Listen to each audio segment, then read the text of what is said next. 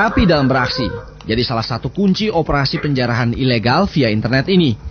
Menyimpan barang hasil aksinya, Carder biasanya memiliki gudang khusus.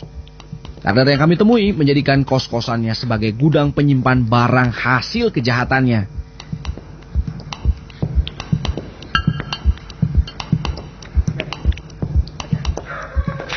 Penasaran kami satroni kos-kosannya.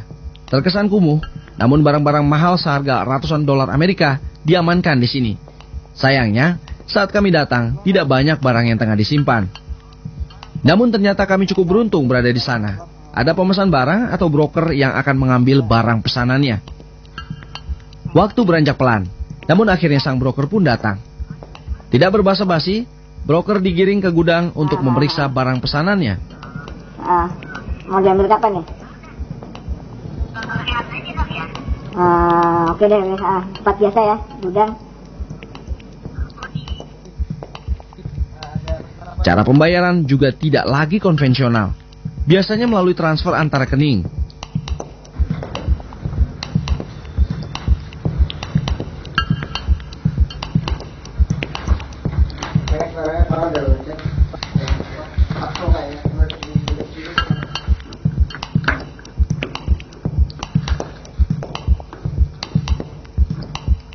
Ya kalau barang seperti itu beda katakan kayak barang PM ya, jadi selisihnya hampir separuh dari harga normal, harga pasaran.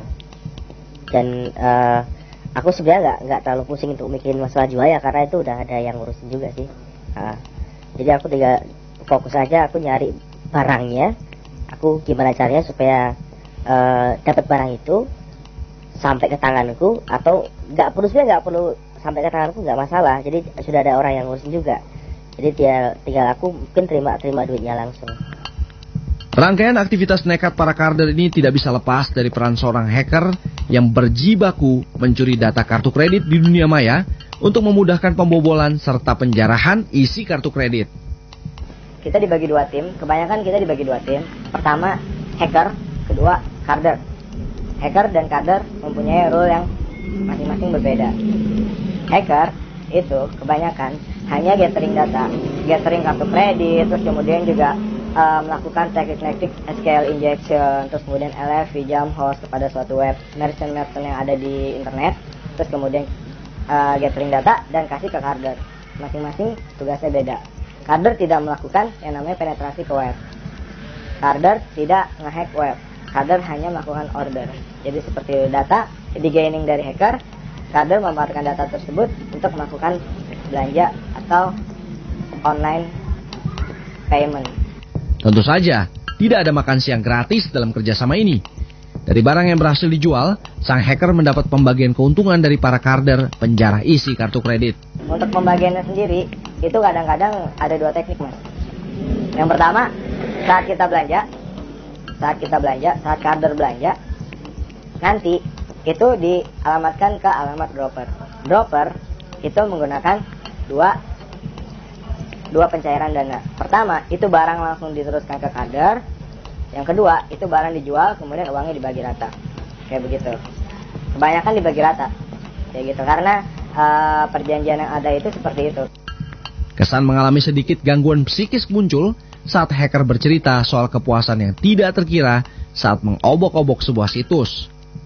Saat kita ngobrol sebuah situs itu, kepuasannya pertama, kemungkinan besar masing-masing situs itu teknik keamanan itu beda-beda.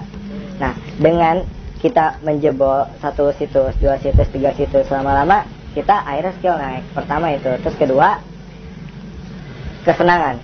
Prestasi terbesar itu ngejebolin beberapa situs pemerintah, seperti itu. Terus kemudian juga militer. Terus kita juga dapat email leak, email bocor dari militer juga. Kejahatan carding atau kejahatan pembobolan kartu kredit bisa menimpa siapa saja. Asosiasi Kartu Kredit Indonesia punya tips menghindari carding. Itu kita sebagai pemilik kartu nih harus dari awal harus sangat menjaga nih kartu kita. Kartu kita itu seperti uang tunai buat kita. Kalau kita nggak bisa menjaga dengan baik, pasti disalahgunakan sama orang lain.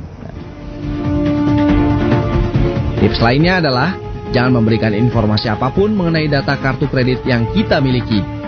Berbelanjalah di situs belanja yang memiliki reputasi.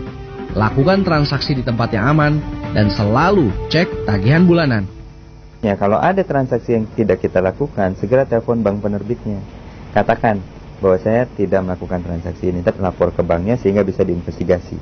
Nah, investigasi ini kemudian akan melihat polanya. Nah, dari dalam hal ini, customer itu tidak akan dirugikan. Jika transaksi itu adalah transaksi dilakukan oleh carder, ya, kerugiannya ditanggung oleh bank penerbit. Sebenarnya, generasi muda di tanah air punya potensi yang luar biasa di bidang teknologi informasi. Sayangnya, masih minim wadah yang tepat, sehingga membuat mereka kerap menggunakan ilmunya ke arah yang negatif. Peluang inilah yang kemudian ditangkap sebuah lembaga yang lalu mengarahkan potensi-potensi hacker ini ke jalan yang benar.